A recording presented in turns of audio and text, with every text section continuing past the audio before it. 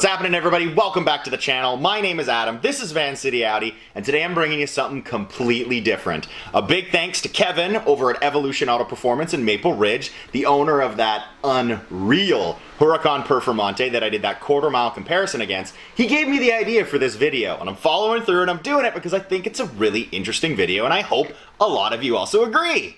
It's about this, the Dragy GPS performance device.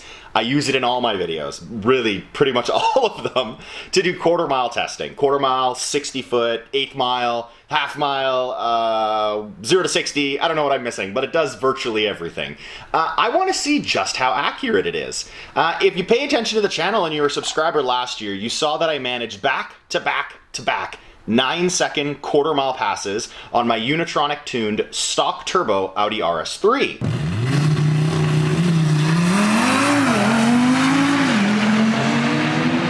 KX wheels, 2018 Audi RS3.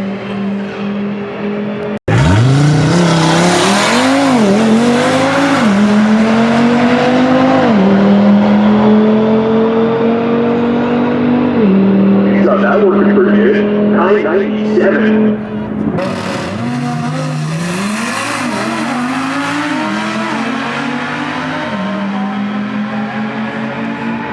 You should look up the cost comparison on these two Audis. I still have those Dragy runs saved on my phone. I also still have the slips from Mission Raceway, an NHRA Certified drag strip.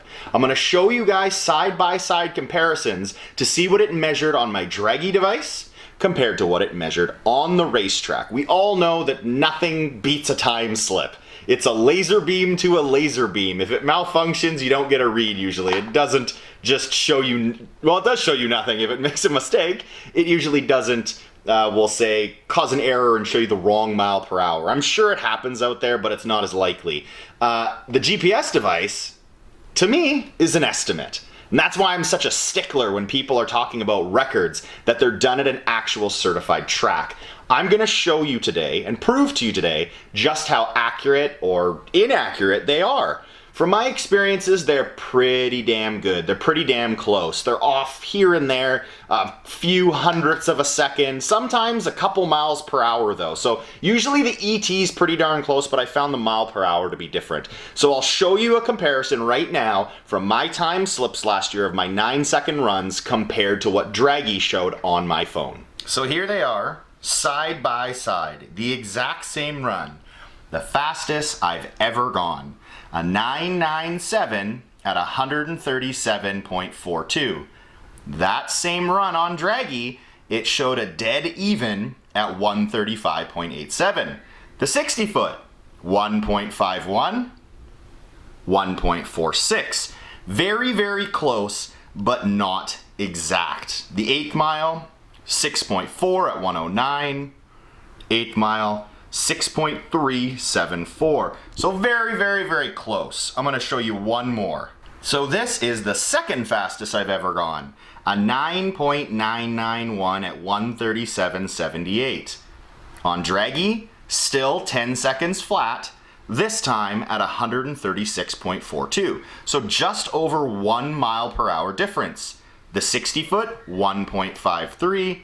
The 60 foot was 1.49. So again, extremely close, but not perfectly accurate. So now you've seen the comparison between what it showed on Dragy compared to what it showed on my time slips at the actual track.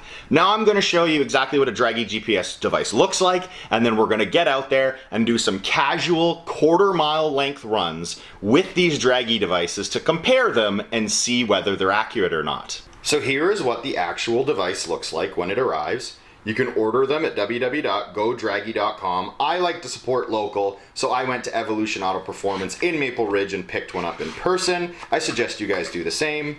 You open it up. That's all it is. Very, very simplistic device. It's just a GPS device that connects to your phone and shows you where you are and how fast you got there.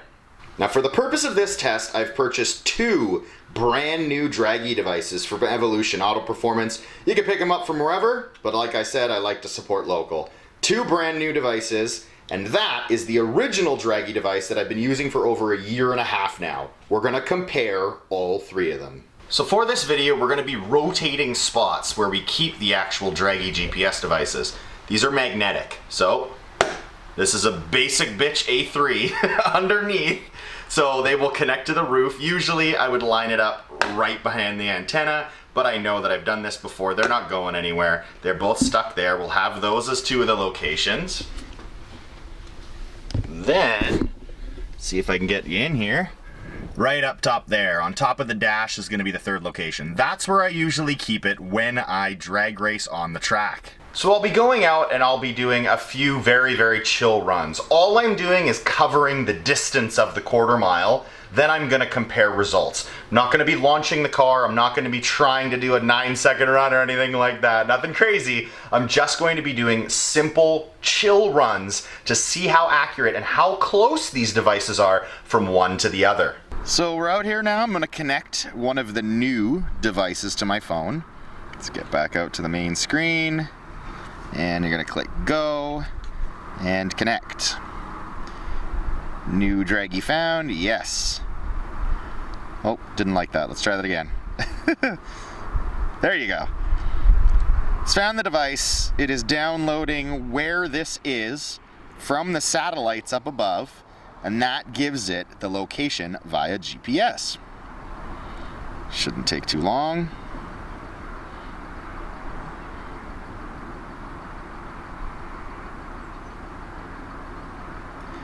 Now it is connected.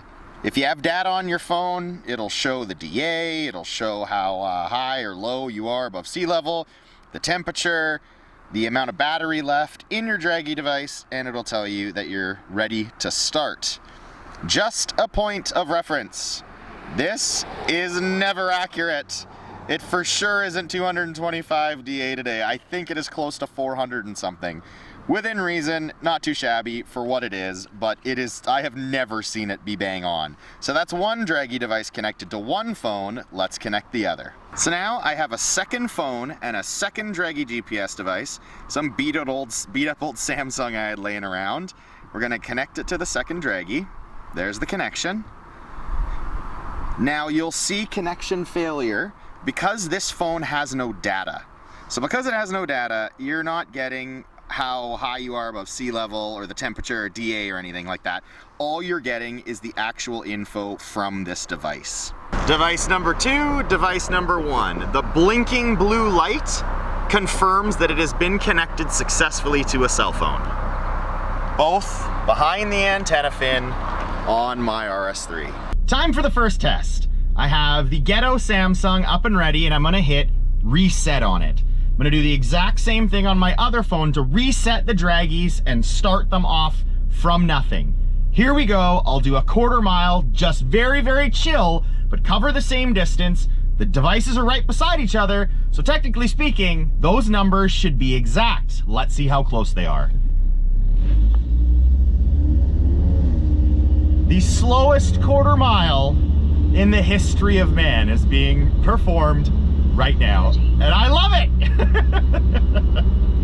So if you have your notifications on and you're driving and your car's quiet enough, you'll hear your phone yelling at you. Quarter mile, half mile, whatever you're going. So I've already done the 8th.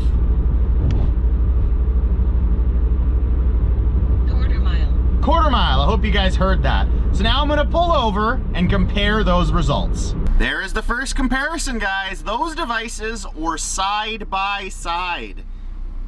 The second device, 26.8. The first device, 26.78. 2/100th of a second off. The 60 foot, 3.66 seconds. 60 foot, 3.65, so 1/100th. 330 feet, 2/100ths difference. 8th mile, 16.24, 16.2. So roughly I want to say 2/100th of a second all the way around. Let's see the mile per hour. 26.78 at 42.64, 42.65, so 0.01 of a mile per hour off. The other weird thing is the slope is negative 0.12 on the ghetto phone with the second device, and 0.07 on the first device. There you go, guys. I'll do a couple more runs and compare them side by side, but they're not identical. They're very, very, very, very close, but they're not identical. Both devices still up on the roof, haven't moved either of them. Reset phone 1, reset phone 2, and off we go again. For the second fastest quarter mile time ever in history. And then we'll compare them. Second run completed. Even closer this time. 26.93, 26.92. 60 foot 3.74, 60 foot 3.75. So 1/100th of a second. Quarter mile 41.92. Oh, beauty. Same quarter mile per hour that time. That's good to see. One weird thing though is the slope.